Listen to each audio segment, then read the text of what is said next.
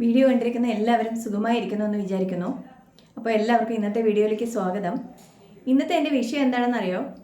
ജീവിതത്തിലെ വിജയികളായിട്ടുള്ള ആൾക്കാരുടെ ഒരു 10 ശീലങ്ങൾ, അല്ലെങ്കിൽ അവർ വിജയിക്കുന്നതിന് വേണ്ടി, അവരുടെ ലക്ഷ്യം നേടുന്നതിന് വേണ്ടി, അല്ലെങ്കിൽ അവരുടെ ഗോൾസ് അച്ചീവ് ചെയ്യുന്നതിന് വേണ്ടി അവർ എന്തൊക്കെ ഹാബിറ്റ്സ് ആണ് ഫോളോ ചെയ്തിരുന്നത് എന്നുള്ളതാണ് ഇന്നത്തെ എൻ്റെ ടോപ്പിക്ക്. അപ്പോൾ എല്ലാവർക്കും വീഡിയോയിലേക്ക് സ്വാഗതം. ഇപ്പോൾ നമുക്ക് പലർക്കും നമുക്ക് ജീവിതത്തിൽ ഒരു ലക്ഷ്യം ഉണ്ടാവണം, അല്ലെങ്കിൽ ആ ലക്ഷ്യം നേടിയെടുക്കണം, നമുക്ക് വിജയങ്ങൾ കയ്യെത്തി പിടിക്കണമെന്ന് ആഗ്രഹമില്ലാത്ത ആരും ഇല്ലല്ലോ. എല്ലാവരുടെയും ഏറ്റവും പ്രധാനപ്പെട്ട ആഗ്രഹം അതാണല്ലോ. അപ്പോൾ അങ്ങനെ നമുക്കൊരു ലക്ഷ്യം വേണം, അല്ലെങ്കിൽ അങ്ങനെ ഒരു ആഗ്രഹം ഉണ്ടെങ്കിൽ വിജയിക്കണമെന്ന് ആഗ്രഹിച്ചാൽ മാത്രം പോരാ, അതിനുവേണ്ടി നമ്മൾ അധ്വാനിക്കുകയും വേണം, കഠിനമായി പരിശ്രമിക്കുകയും വേണം. നിങ്ങൾ ക്യാപ്പബിൾ ആണെങ്കിൽ മാത്രമേ ആ ഒരു ലക്ഷ്യം നിങ്ങളിലേക്ക് എത്തിച്ചേരൂ എന്നുള്ളത് മനസ്സിലാക്കുക. അപ്പോൾ എങ്ങനെയാണ് ജീവിതത്തിൽ ഉയരങ്ങളിലെത്തിയ ആൾക്കാർ, അല്ലെങ്കിൽ ഇത്രയും ടോപ്പിലെത്തിയ ആൾക്കാരുടെ ആ ഒരു ഹാബിറ്റ്സ് എന്തായിരുന്നു എന്നുള്ളത്? ഒന്നാമത്, ഈ ജീവിത വിജയം നേടിയ എല്ലാ ആൾക്കാരും അവരുടെ ജീവിതത്തിൽ ഒരു ലക്ഷ്യം ഉണ്ടാക്കിയിരുന്നു, അല്ലെങ്കിൽ ഒരു ലക്ഷ്യം, ഒറ്റ ലക്ഷ്യത്തിന് വേണ്ടി അവർ ഹാർഡ് വർക്ക് ചെയ്തിരുന്നു എന്നുള്ളതാണ്. ആ ഒരു ലക്ഷ്യമുണ്ടെങ്കിൽ മാത്രമേ അതിനുവേണ്ടി പ്ലാൻ ചെയ്യാനും അതനുസരിച്ച് കാര്യങ്ങൾ മുമ്പോട്ട് കൊണ്ടുപോകാനും കഴിയുകയുള്ളൂ എന്നുള്ളത് ഏറ്റവും പ്രധാനപ്പെട്ട കാര്യമാണ്.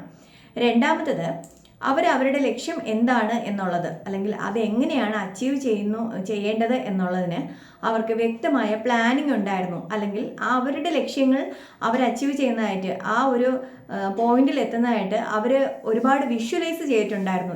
അത് മാത്രമാണ് നമ്മളെ മോട്ടിവേറ്റ് ചെയ്യുന്നതിനുള്ള ഏറ്റവും പ്രധാനപ്പെട്ട കാര്യം. അങ്ങനെയുള്ളൊരു വിഷ്വലൈസേഷൻ വളരെ പ്രധാനമാണ്. ഇനി നമുക്ക് നമ്മുടെ ലക്ഷ്യങ്ങളിൽ എത്തിച്ചേരാൻ ഒരുപാട് ഹാർഡായിരിക്കും, അല്ലെങ്കിൽ നമ്മൾ ഹാർഡ് വർക്ക് ചെയ്യുമ്പോൾ നമുക്ക് ഒരുപാട് ബുദ്ധിമുട്ടുകൾ ഫേസ് ചെയ്യേണ്ടി വരും. അതുകൊണ്ട് തന്നെ ആ ഒരു റെസ്പോൺസിബിലിറ്റി ഏറ്റെടുത്തിട്ട് നമ്മൾ ആ ഒരു ലക്ഷ്യം അച്ചീവ് ചെയ്യുന്നതിന് വേണ്ടി നമ്മൾ മാക്സിമം പരിശ്രമിക്കുക എന്നുള്ളതാണ്. അതിൻ്റെ ഭാഗമായിട്ട് ഒരുപാട് പ്രോബ്ലംസ് നമ്മുടെ ജീവിതത്തിൽ വരും.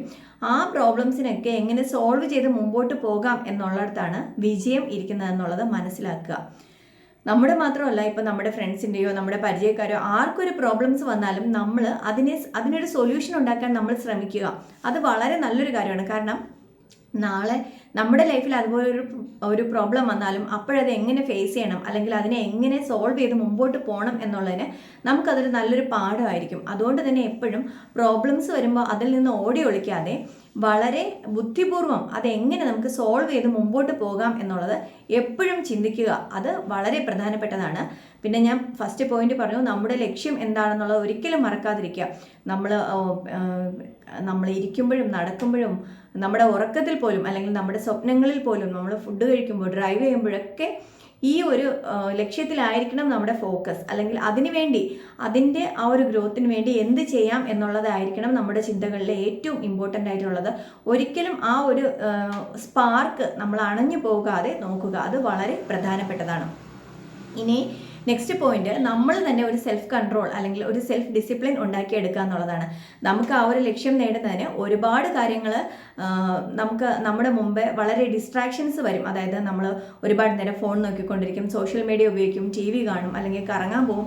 അപ്പോൾ നമ്മുടെ സമയം ഇങ്ങനെ പാഴായി പോയിക്കൊണ്ടിരിക്കുകയാണ്. പക്ഷേ നമ്മുടെ മൈൻഡിനെ, അല്ലെങ്കിൽ നമ്മുടെ സമയത്തെ നമ്മുടെ ലക്ഷ്യത്തിലേക്ക് എത്തിച്ചേരുന്നതിന് മാത്രം ഫോക്കസ് ചെയ്യുന്നതിന് നിങ്ങൾ സെൽഫായിട്ട് നിങ്ങളെ കൺട്രോൾ ചെയ്യുക, അല്ലെങ്കിൽ നിങ്ങൾ സെൽഫായിട്ട് നിങ്ങളെ ട്രെയിൻ ചെയ്യുക. അത് വളരെ പ്രധാനപ്പെട്ടൊരു കാര്യമാണ്. അതുകൊണ്ട് തന്നെ ഈ ഡിസ്ട്രാക്ഷൻസ് വരുമ്പോഴൊക്കെ നമുക്ക് എന്താണോ ആവശ്യമുള്ളത് അതിലേക്ക് മാത്രം ഫോക്കസ് ചെയ്യാൻ ഉള്ളൊരു ശീലം ഉണ്ടാക്കിയെടുക്കുക.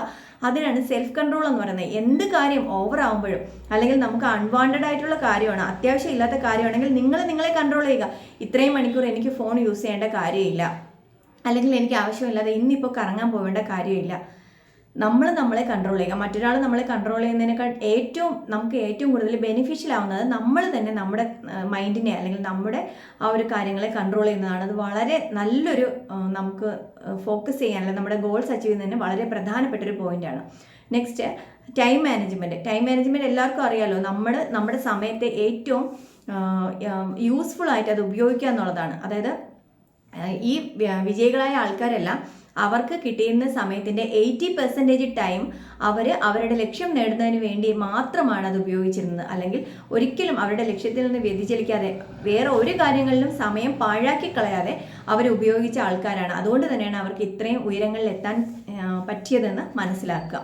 ഇനി എന്തായാലും നമുക്കൊരു ലക്ഷ്യമുണ്ട്, ആ ലക്ഷ്യത്തിൽ എത്തിച്ചേരണം. അതുകൊണ്ട് തന്നെ അതൊരു ശല്യമായോ ബുദ്ധിമുട്ടായോ അല്ലെങ്കിൽ നിങ്ങളുടെ പാരൻസിൻ്റെയോ വെൽവിഷേഴ്സിൻ്റെയോ ഒരു അടിച്ചേൽപ്പിക്കലായോ ഒന്നും ചിന്തിക്കാതെ എൻ്റെ ലൈഫാണ്, എനിക്ക് എൻ്റെ ജീവിതം നന്നായിട്ട് കൊണ്ടുപോകണമെങ്കിൽ ഇത് ചെയ്തേ പറ്റുള്ളൂ എന്നുള്ള ചിന്തയോടെ ആ ചെയ്യുന്ന പ്രവൃത്തി വളരെ ഇഷ്ടത്തോടെ ചെയ്യുക. നമ്മൾ വളരെ ഇഷ്ടത്തോടെ ചെയ്യുമ്പോൾ അത് വളരെ ഈസി ആയിട്ട് നമുക്ക് ചെയ്യാൻ പറ്റും. ഇപ്പം നമ്മൾ പഠിക്കുന്നൊരു സബ്ജക്റ്റ് ആണെങ്കിൽ പോലും നമ്മൾ ഇഷ്ടത്തോടെ പഠിക്കുന്ന സബ്ജക്റ്റൊക്കെ കുട്ടികൾക്ക് വളരെയധികം ഈസി ആയിരിക്കും, അല്ലെങ്കിൽ അവർക്ക് നല്ല മാർക്ക് സ്കോർ ചെയ്യാൻ പറ്റും. പക്ഷെ അവർ ഇഷ്ടമില്ലാതെ പഠിക്കുന്നതാണ് അവർക്ക് ഏറ്റവും ബുദ്ധിമുട്ടും ഏറ്റവും കൂടുതൽ അവർ എക്സാം എഴുതുമ്പോൾ പേടിക്കുന്ന സബ്ജക്റ്റ്.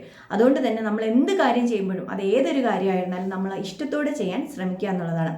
നെക്സ്റ്റ്, ഈ ഉയർച്ചയിലെത്തിയ ആൾക്കാരുടെ എല്ലാം ഒരു പ്രധാനപ്പെട്ട ഹാബിറ്റ് ആയിരുന്നു വായനാശീലം, റീഡിംഗ് എന്നുള്ളത്. അതുകൊണ്ട് തന്നെ ബുക്കുകൾ വായിക്കുന്നത് വളരെ നല്ലൊരു കാര്യമാണ്. കാരണം എന്താണെന്നറിയോ, ഇപ്പോൾ ഒരാൾ അയാളുടെ ലൈഫിൽ ഫുൾ എക്സ്പീരിയൻസ് അല്ലെങ്കിൽ അയാളുടെ അച്ചീവ്മെൻറ്റ്സ് വർഷങ്ങളെടുത്ത് അയാളുടെ ലൈഫ് എങ്ങനെയായിരുന്നു എന്നുള്ളത് വിജയികളായ ആൾക്കാർ അവരുടെ ബുക്കിൽ എഴുതുമ്പോൾ അവരുടെ 25 വർഷത്തെ അല്ലെങ്കിൽ 10 വർഷത്തെ എക്സ്പീരിയൻസ് ഒരു ബുക്കാക്കുമ്പോൾ നമുക്ക് ചിലപ്പോൾ ഒരാഴ്ച കൊണ്ടോ അല്ലെങ്കിൽ ഒരു മാസം കൊണ്ടോ നമുക്ക് ആ ബുക്ക് വായിക്കുമ്പോൾ അത്രയും അറിവ് നമുക്ക് കിട്ടുകയാണ്. അതുകൊണ്ട് തന്നെ പല പുസ്തകങ്ങളും നമുക്ക് ഇതുവരെ നമ്മളെ കിട്ടാത്ത ഒരു വിഷൻ അല്ലെങ്കിൽ നമുക്ക് കിട്ടാത്തൊരു അറിവ് അതെല്ലാം തരാൻ പല ബുക്സിനും പറ്റും. അതുകൊണ്ട് തന്നെ വായനാശീലം ഇതുവരെ ഇല്ലാത്തവരാണെങ്കിൽ പോലും ചെറിയ രീതിയിലെങ്കിലും വായനാശീലം വളർത്തിയെടുക്കുക. നമ്മൾ ഡെയിലി ചെയ്യുമ്പോൾ നമുക്ക് അതിലൊരു ഇൻട്രസ്റ്റ് വരും, അല്ലെങ്കിൽ നമ്മൾ ആ വായന ഇഷ്ടപ്പെടും എന്നുള്ളത് വളരെ പ്രധാനപ്പെട്ട ഒരു കാര്യമാണ്. ഇനിയൊരു കാര്യം പറയട്ടെ, ഇപ്പം നമുക്ക് ലക്ഷ്യങ്ങൾ നേടിയെടുക്കാൻ സാധാരണ എല്ലാ ആൾക്കാരും ചെയ്യുന്ന പോലുള്ള രീതികളല്ലാതെ ഡു സംതിങ് ഡിഫറെൻറ്റ്, നമുക്ക് എന്തെങ്കിലും വ്യത്യസ്തമായിട്ട് എന്ത് ചെയ്യാൻ പറ്റും എന്നുള്ളത് ചിന്തിക്കുക. അല്ലെങ്കിൽ അതിൽ പുതിയ പുതിയ വഴികൾ പ്രാക്ടിക്കലാക്കാൻ പറ്റുമെന്ന് നോക്കുക. അതൊക്കെ വളരെ പ്രധാനപ്പെട്ട കാര്യമാണ്. കാരണം ചിലപ്പോൾ എല്ലാവരും ചെയ്യുന്ന വഴി അല്ലാതെ നമ്മൾ നമ്മുടെ ബുദ്ധിക്ക് അനുസരിച്ച് വേറൊരു രീതിയിൽ നമ്മളത് ആ ഒരു അപ്രോച്ച് ചെയ്യുമ്പോഴായിരിക്കും നമുക്ക് നമ്മുടെ ലക്ഷ്യം ഈസി ആയിട്ട് നേടിയെടുക്കാൻ പറ്റുന്നത്. അതുകൊണ്ട് അങ്ങനെ ഡിഫറെൻ്റായിട്ട് എന്തെങ്കിലും ചെയ്യാൻ പറ്റുമോ എന്നുള്ളത് നമ്മൾ ബുദ്ധിയോടെ ഉപയോഗിച്ച് ചിന്തിക്കുക എന്നുള്ളത് വളരെ പ്രധാനപ്പെട്ടതാണ്. ഇനി സെൽഫ് ഡെവലപ്മെന്റ് എന്നുള്ളതാണ്. നമ്മൾ തന്നെ നമ്മുടെ കാര്യങ്ങൾ അല്ലെങ്കിൽ നമ്മളെ ലക്ഷ്യങ്ങൾ നേടിയെടുക്കാൻ ഓരോ ദിവസവും നമ്മളെ ഡെവലപ്പ് ചെയ്തുകൊണ്ടിരിക്കുക. കാരണം ഇന്നലത്തെ ഒരു സ്വഭാവം അല്ലെങ്കിൽ ഇന്നലത്തെ ഒരാളാവരുത് നിങ്ങൾ. ഇന്ന് നിങ്ങൾക്ക് ഒരു 10% നിങ്ങൾക്ക് ഇമ്പ്രൂവ്മെന്റ് വരണം.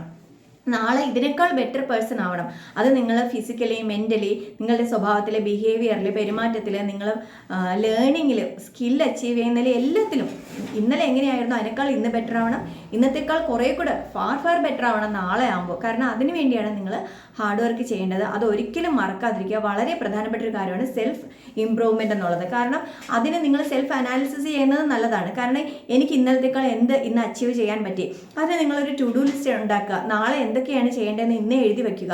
എന്നിട്ട് അതാ ദിവസം രാത്രിയാകുമ്പോൾ ഞാൻ എഴുതി വെച്ചതിൽ എന്തെങ്കിലും എനിക്ക് ഇന്ന് വിട്ടുപോയിട്ടുണ്ടോ അല്ലെങ്കിൽ എന്തൊക്കെയാണ് ചെയ്യാൻ പറ്റിയത്, ചെയ്തതിനെയൊക്കെ നമുക്കൊന്ന് ടിക്ക് ചെയ്യാം.